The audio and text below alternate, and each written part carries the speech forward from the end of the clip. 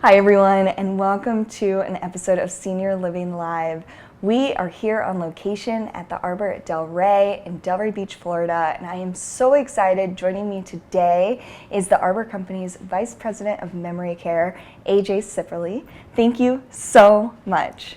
Absolutely. I know you're very busy, so we're very happy to have you here today. And we have a great topic, communication. Very important for everyone, even more important for loved ones who are living with dementia. Can you kind of talk us through, how important it is to be mindful of how you're communicating with a loved one who may be living with dementia?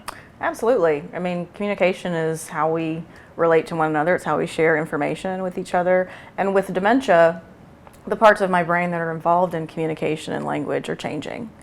And it's important to know how they're changing in order to better support the person that you love and that you're caring for in a way that they can still understand and that you can understand them and you can still have a good relationship and communicate the things you need to communicate. So for an example of that would be the parts of the brain that are involved in communication and language are your temporal lobes. They're on the side of your brain.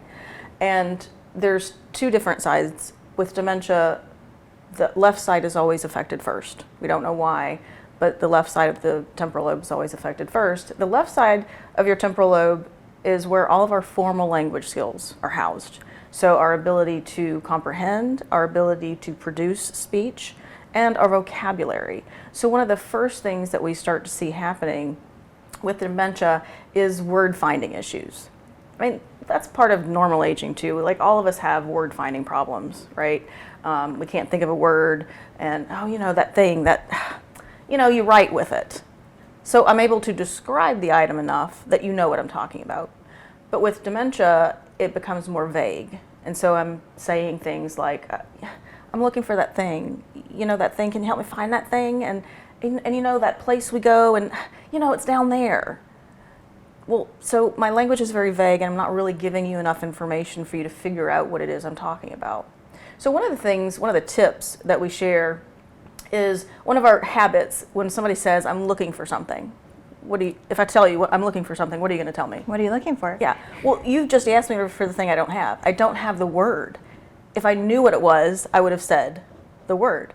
So instead of saying, well, what are you looking for? Try this. Say, oh, well, can you tell me more about it? So that gets me talking. Maybe I could come up with some more descriptive words for you to be able to figure out what it is that I'm talking about. The other thing you could ask me is, well, can you show me what you do with it? So I might not have the words, but I could show you, maybe this or this. I could give you some visual cues that might help you understand what it is that I'm wanting or looking for. And the third thing you could try is, well, can you take me to the place where that happens? So if it's a place, we could go to that place. Maybe it's the bathroom, maybe it's the kitchen if I'm wanting something to eat or drink. So that's just one simple tip of, when a person's losing the words, how we can help. The other thing too is you don't always want to jump in if you think you know the word. If I'm trying to come up with a word and you know exactly what it is I'm trying to say, sometimes that might make me react. So if I say, well, I'm looking for and you say a pencil, well, of course I'm looking for a pencil. Why are you? So I might have a reaction. So instead what you might try is, oh, well, AJ, you're talking about a pencil or a pen? Let me tell you what it is instead of you telling me, because what you're doing in that moment is you're just reminding me of the loss. I couldn't think of the word. I don't have the word. So give me the opportunity, give me a choice. Oh, do you mean this or this? And let me tell you what I mean. That's fantastic advice. Can you talk a little bit about, actually the physical part of having a conversation with someone who may be living with dementia? We've talked about it in different episodes and webinars before, but it's always something I find so interesting of, having actually coming at them from the front. Can you kind of explain that in a much better way than I just did? Well, I mean, a lot of that is, the changes that are happening with visual processing. So I'm losing my peripheral vision. So if somebody approaches me from the side, I'm not going to see them. You have to approach me from the front, and you have to make sure that I have you in my sights, right? That I'm paying attention to you visually. Because if you're to the side of me or behind me and you're speaking to me, I don't know that you're speaking to me. So making sure that you're in front of me, that you're making eye contact, because if you're not looking at me, do I know that you're talking to me? Plus, people living with dementia pay more attention to how we look and how we sound more than the actual words we're saying, because I'm not good at interpreting the words. So I'm really paying attention to your facial expressions, and I'm paying attention to the tone of your voice and the volume of your voice to see if I can figure out what it is you're trying to communicate. And so that's why sometimes we get an answer that we're not expecting.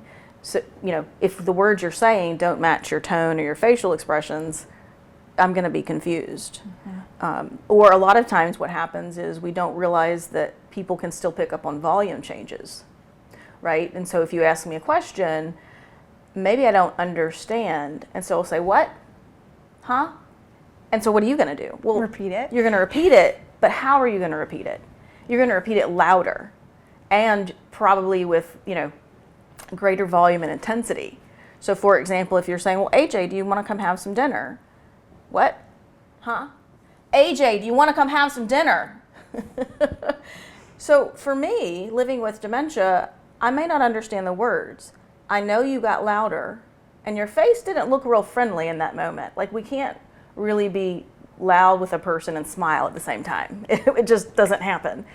And so if I don't understand the words, what I'm going to think is, what, she mad at me? What did I do? Right.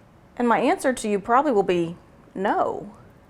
Because why are you mad at me? I don't want to be with somebody who's mad at me. You simply wanted to know if I wanted something to eat. So a lot of times we assume it's a volume issue and we repeat what we say when it might be a comprehension issue. So another good tip is, in addition to facing the person, eye contact, is slow down. Give me a chance to respond. Give me a chance to process what you said and form an answer. And then, if you're going to repeat yourself, here's another tip. Say it the exact same way. Because typically what we'll do is we'll say, Mary Kay, do you want to come have some dinner? You don't answer. You say, what? Huh? And then I'll say, do you want to come eat? Well, the challenge for you is you're trying to process the first thing I said, and I went and gave you something completely different. So instead it might look and sound like, hey, do you want to come have some dinner? Wait. Hey, do you want to come have some dinner? Now, here's another tip for you. If you really want to support the person and help them be successful, add in a visual cue. Hey, you want to come have some dinner? Because even if you don't hear me or you don't understand whether it's a hearing or a comprehension issue, I've given you two opportunities. You want to go eat? And I've used the words. So again, people with dementia pay more attention to what they're seeing. They can interpret visual cues more than they can the words. Yeah. Wow. So helpful because you don't think of that. You get frustrated easily, or you just don't know. And this information can go such a long way. Is there anything else before I let you go that you want to leave us with, or any other tips just with having that good communication with our loved ones who are living with dementia?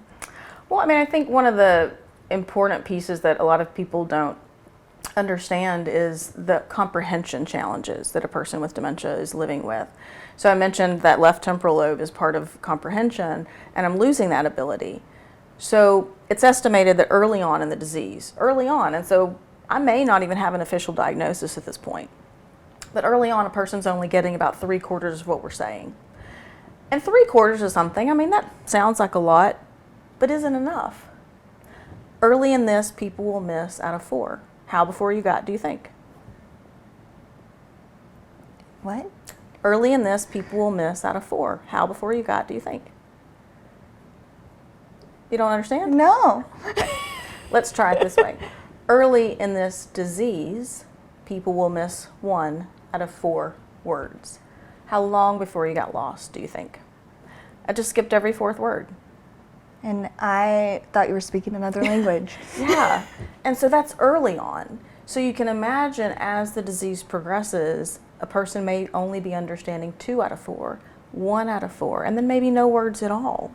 And so that's why it's important, if we're supporting a person who's living in the early stages, we need to slow down. We need to make sure they're getting what we're saying before we move on to the next thing. If we're supporting a person who's living further along in the journey of dementia, we need to stop using so many words and use more visual cueing to get our message across. Wow. Fantastic. Thank you so much for sharing this information with me and our viewers too. I know it's crazy week here, so thank you. We really appreciate it. All right, everybody, that is it for this episode. If you're interested in learning more about dementia resources or anything related to senior living, you can find more episodes like this one at seniorlivinglive.com. Thanks, everyone.